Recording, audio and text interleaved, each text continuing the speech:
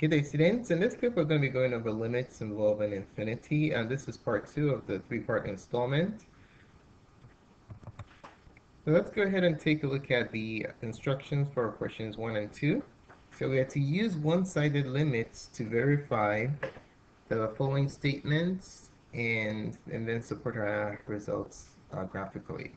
All right, so for question number 1, we have the statement, the limit as x approaches 0 of 1 over x does not exist. Okay, so that's what we have. So in order to show that the limit does not exist, we basically have to show that the left and the right hand limits are not equal to each other. All right, so basically, if the limit as x approaches, let's say, a value a from the left of a function does not equal the limit as x approaches a from the right of that function, that implies that the double-sided limit, that is the limit as x approaches a of the function, does not exist. Okay, so that's the situation. That's the situation that we have to show here. We have to show that the left and the right hand limits do not exist. Okay, so before we go ahead and get started, let's do a real quick review on the some parts of the arithmetic on infinity that we did before. Remember we said that 0 from the left is the biggest possible negative number, and 0 from the left is the same thing as 1 over negative infinity. Okay, and also 0 from the right, the smallest positive number, is the same thing as 1 over infinity. Okay, so let's keep these points in mind. All right, so let's go ahead and do this. The limit as x approaches, we want to start with the left hand side. Limit as x approaches 0 from the left of 1 over x is equal to 1 over 0 from the left, and that's equal to 1 over negative 1 over infinity.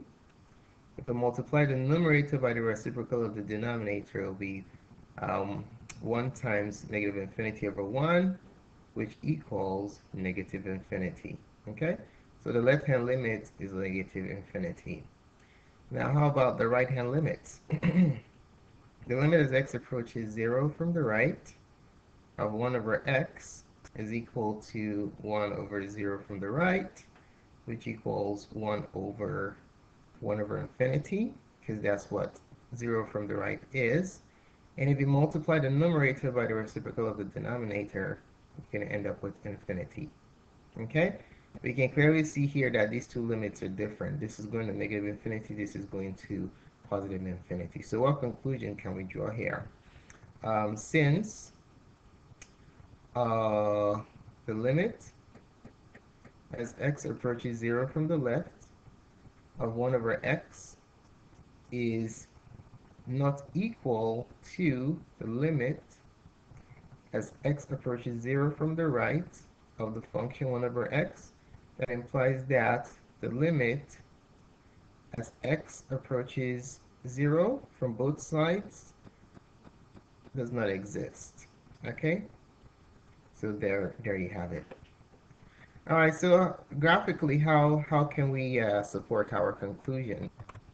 Well, this is a rational function. You can plug it in your calculator to verify, but this is an easy function to graph. So let's go ahead and make a sketch of the function of your basic your parent rational function. So you have your x-axis, and you have your y-axis and your x-axis. So for f of x equals 1 over x, from the left side the function goes in this direction like this, and then the other one on the right side, it goes in that direction. Okay, so basically we have an infinite discontinuity at x equals 0. Okay, so what this graph shows us is that as you're approaching 0 from the right, the function is going to the function is heading to infinity. As you can see here, it's heading up to infinity. And as you're approaching 0 from the left, the function is going down to negative infinity. As you can see here, the left-handed limit is going to negative infinity. So since the left-handed limit and the right-handed limit are approaching two extremely different values, that's why you can conclude that the double-sided limit does not exist. Okay, so there you have it. All right, let's take a look at question number 2. So for question 2, we have we want to show that the limit as x approaches 0 of 1 over x squared exists. This limit exists. Okay, so not only are we going to show that it exists, we're going to show what value they both approach to arrive at this conclusion. All right, so first thing we're going to do is take a look at the left-handed limit. The limit as x approaches 0 from the left of 1 over x squared. That equals 1 over 0 from the left square. That's an infinitely small negative, the biggest negative number. And then if we simplify that, this becomes 1 over negative 1 over infinity square. And then when you square that, you have 1 over 1 over infinity. And then you multiply the numerator by the reciprocal of the denominator. And then your final answer is infinity. Okay? All right, let's take a look at the right-handed limit. Limit as x approaches 0 from the right of 1 over x squared. So we're going to have 1 over 0 from the right square, the smallest possible positive number. That's the same thing as 1 over infinity square. Since this is already positive, when you square it, there's no change. It's still 1 over infinity. Remember we talked about this before, that if you square infinity, it's just infinity, right? And 1 square is just 1. So 1 over infinity squared is just 1 over infinity, all right? So that's why we have it like this, and also there also. Now, if you multiply the numerator by the reciprocal of the denominator, your final answer is going to be infinity also. All right? So what conclusion can we arrive at? Since they both approach the same value, infinity, since the limit as x approaches 0 from the left of 1 over x squared is equal to the limit as x approaches 0 from the right of 1 over x squared, then the limit as x approaches 0 from both directions of the function exists, and it's equal to negative infinity. And is equal to infinity. Okay, so there you have it. Now let's make a sketch of the situation and see why this is the case. All right, so make a graphical representation of the function 1 over x squared. So you can remember, you can always plug this in your calculator to see how it looks like. All right, so this is what the function looks like. F of x equals 1 over x squared. You have a vertical asymptote or infinite discontinuity at x equals 0. All right, so what's happening here? So if you look at the function, as x approaches 0 from the left, the function is approaching infinity. Okay, infinity is right up here. That's the left-handed limit. And on the right side, as x approaches 0 from the right, the function is approaching infinity. Okay, so this clearly implies that the limit as x approaches 0 is infinity. Okay, so that's that. All right, so let's take a look at the next set of problems. So for problems 2 to 7, the task is to determine the following limits. Determine the following limits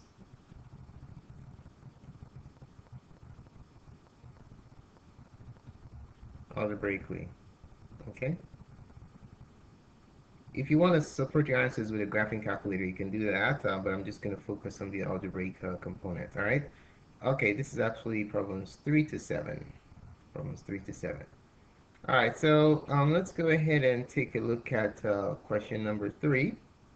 But if we want to determine the limit as x approaches 1 from the left of 1 over the absolute value of x minus 1. Okay? All right, so for this one, we're just going to plug in 1 from the left. So this is going to become 1 from the left minus 1. The absolute value of that equals 1 over the absolute value of 0 from the left, which is equal to 1 over the absolute value of negative 1 over infinity, which equals 1 over 1 over infinity. If you take the absolute value, that's what you end up with. And then when you multiply the numerator by the reciprocal of the denominator, you just end up with infinity, and there goes your final result. Okay? So let me just sketch the graph for you real quick to help you understand why this is the case. So if we want to sketch the absolute value, 1 over the absolute value of x minus 1 is a situation where we have a vertical asymptote at 1. Okay? And then your function looks something like this. Like that. Okay? And you can see as you're approaching 1 from the left, you're tending towards infinity. All right. So number 4. Let's take a look at number 4. Well, let's just write a remark as x approaches 1 from the left. The function tends towards infinity. Number 4. What if we were to determine the limit as x approaches 2 from the left of 1 over x minus 2? All right, let's determine this. So for this one, we're going to have, just substituted indirectly, 1 over 2 from the left minus 2 equals 1 over 0 from the left, which equals 1 over negative 1 over infinity. And if you multiply the numerator by the reciprocal of the denominator times infinity over 1, final answer is negative infinity. All right, so there you have it. All right, let me make a sketch of this to illustrate the point. 1 over x minus 2 is a transformation or translation of the parent rational function. This involves a 2-unit shift to the right. Okay, so I'm going to just shift the parent function, parent rational 2 units to the right, and it's going to look something like this, like that, with a vertical asymptote at x equals 2. So we can clearly see here that as x approaches 2 from the left, the function tends towards negative infinity. Okay, that's why we have that as our answer. All right, let's take a look at question number 5. What if we were to determine the limit as x approaches 0 from the left of the int of x over x? Okay. All right, so let's plug this in. So we're going to have, in this case, we're going to have the int of 0 from the left divided by 0 from the left. Now, what is int of 0 from the left? Well, if we use an example, we can just use an example value and it will suffice. So what is 0 from the left? Really close to 0 from the left, let's pick a candidate. All right, and this will be a representative. How about we use negative 0.0001? Okay. All right. Any number really close to 0 from the left will have the same int value as this. Okay. So as long as it's not an integer. Okay. Now we're gonna have this over negative 1 over infinity. Okay. So what is the int of a number that's really close to 0 from the left? Well, the int function rounds down any non-integer between 0 and negative 1. It rounds it down to negative 1. Okay, it's going to get rounded down to -1. That's what the int function or floor function does. So this gets rounded down to -1 over -1 over infinity. Okay, so what we'll do now is basically multiply the denominator, the numerator by the reciprocal of the denominator times -infinity over 1, and your final answer is infinity. All right, so there you have it. All right, so let's take a look at the graph of the function to help support our conclusion. This is a very awkward looking graph, the graph of int x over x. Just make a sketch. So for this function, um, have it behaving, let's say this is -1. It goes something like this. And then at -1, it goes from here, and then just goes up. All right, sketch that again.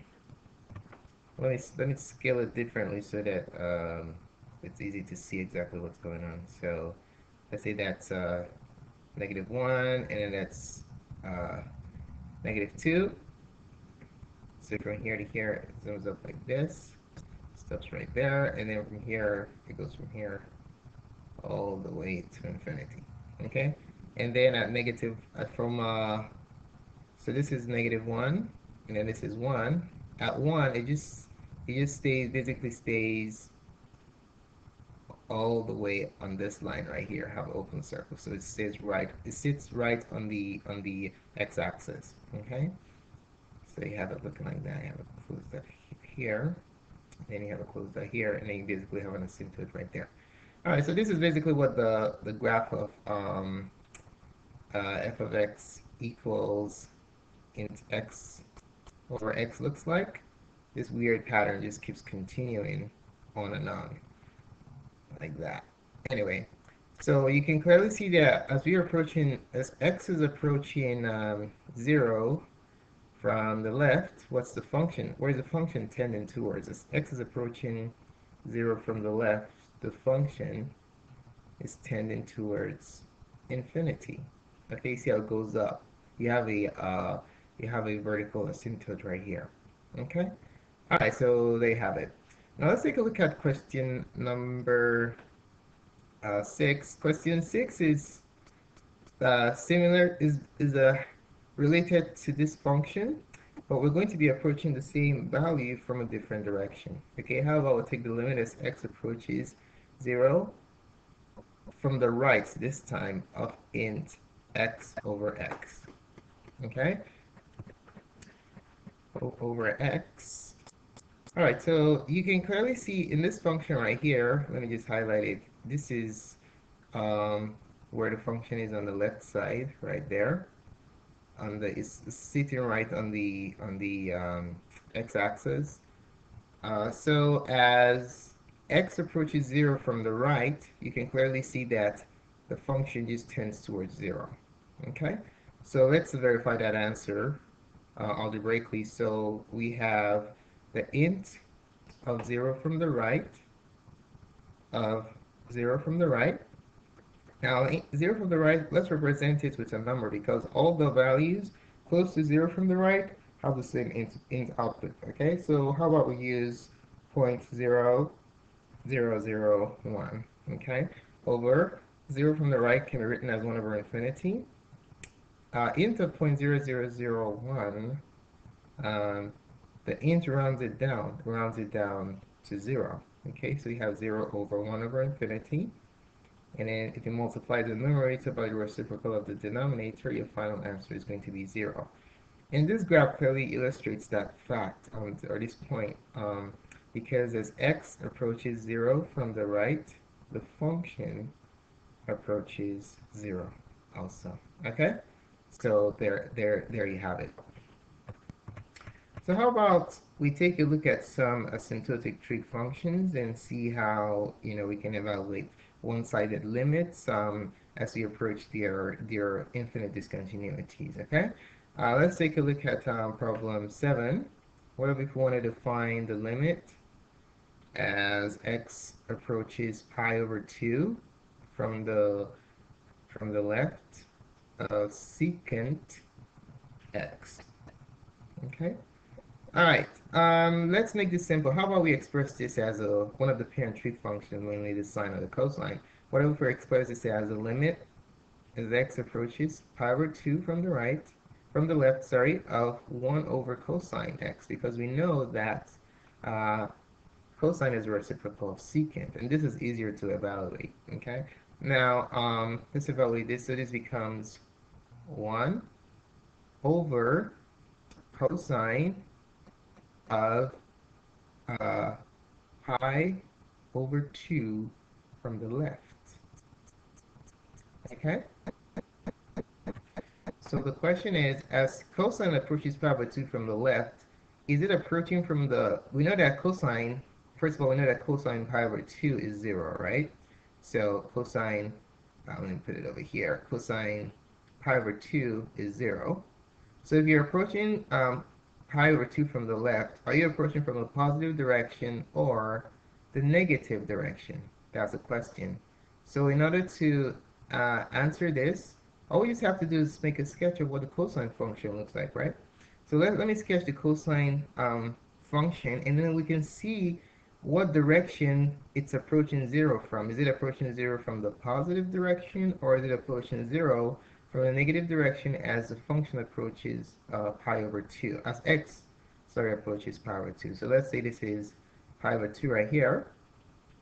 And you remember your cosine function starts from the maximum, right? And then it goes something like this, bam.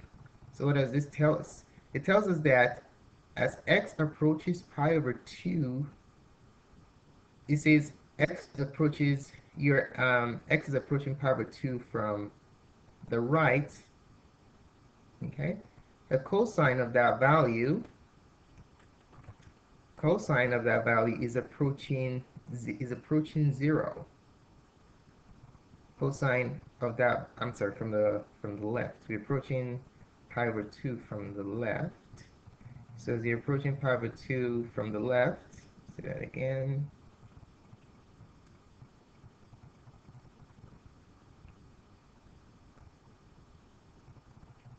So if you're approaching pi over 2 from the left,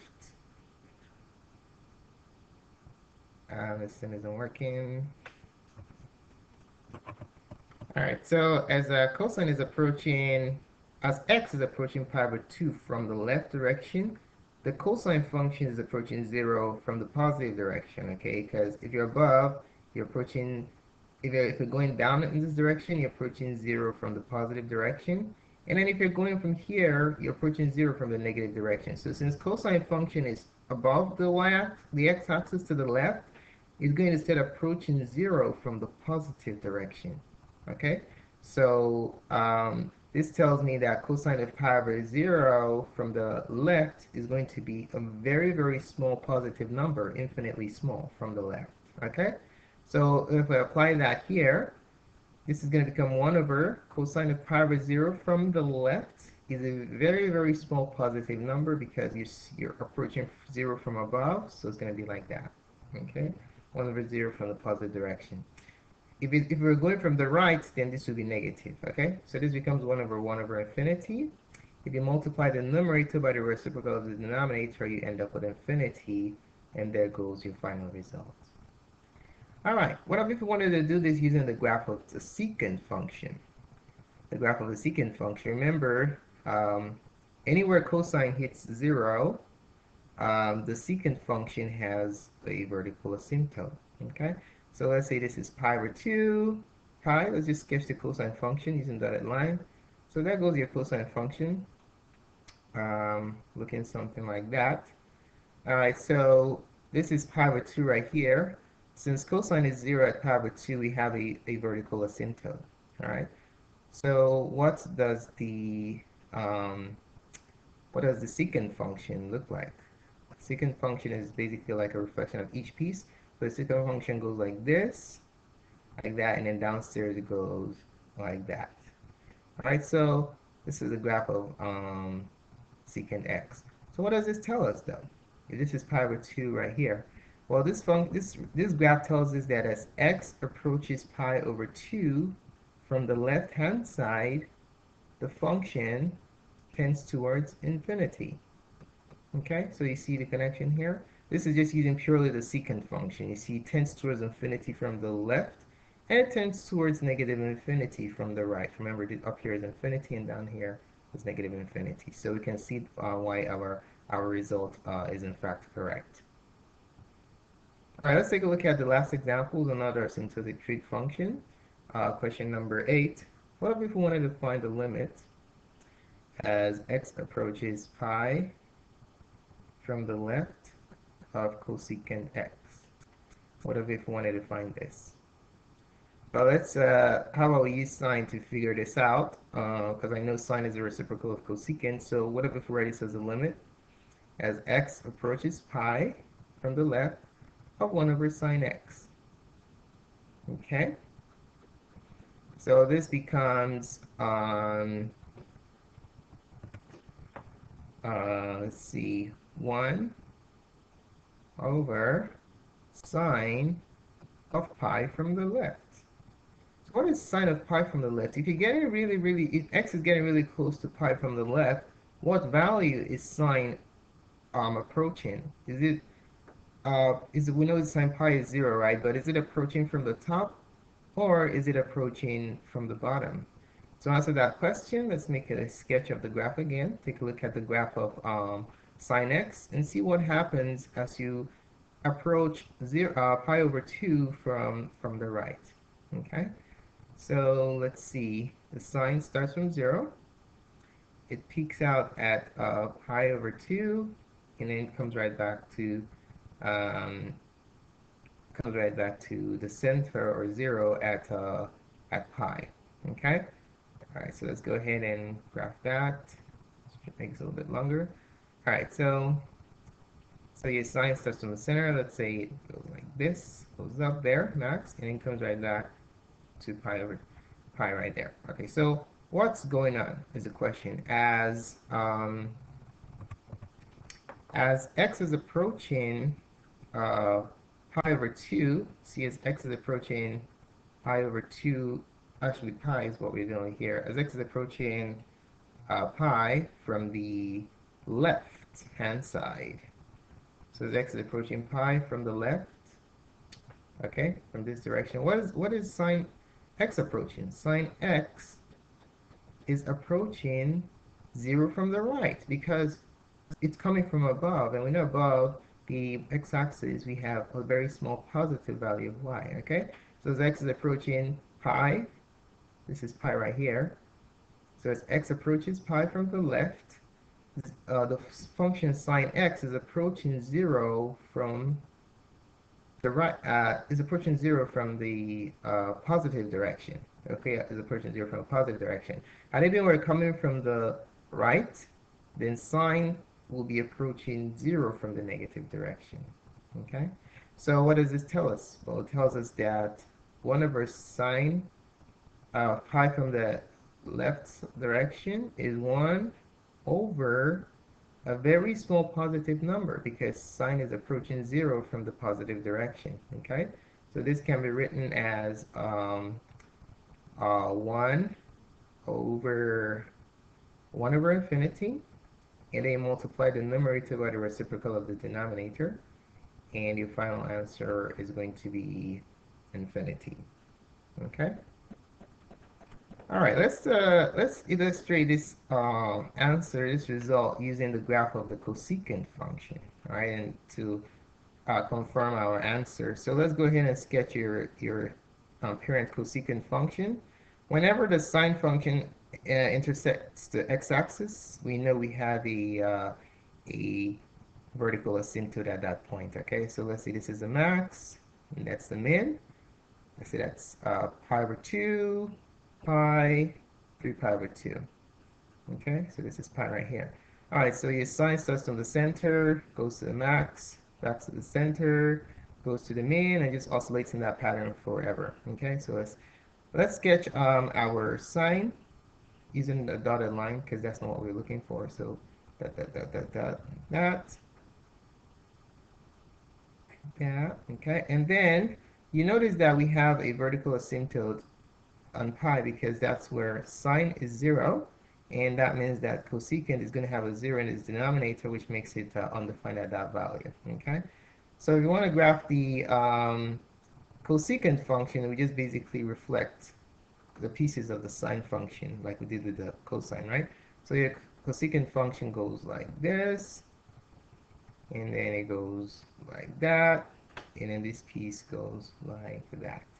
Okay, so what does this tell us? Well, it tells us that as x is approaching pi from the left, this is pi, you're approaching pi from the left, the cosecant function is approaching positive infinity, because you see how it's tending up and up and up towards infinity.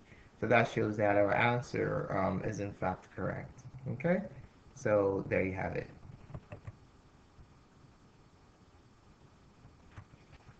Thanks so much for taking the time to watch this presentation. You can feel free to subscribe to my channel by clicking subscribe down here, so you can get updates to other calc videos such as this. You can post a comment to let me know what you think about this presentation. You can also like and share this video.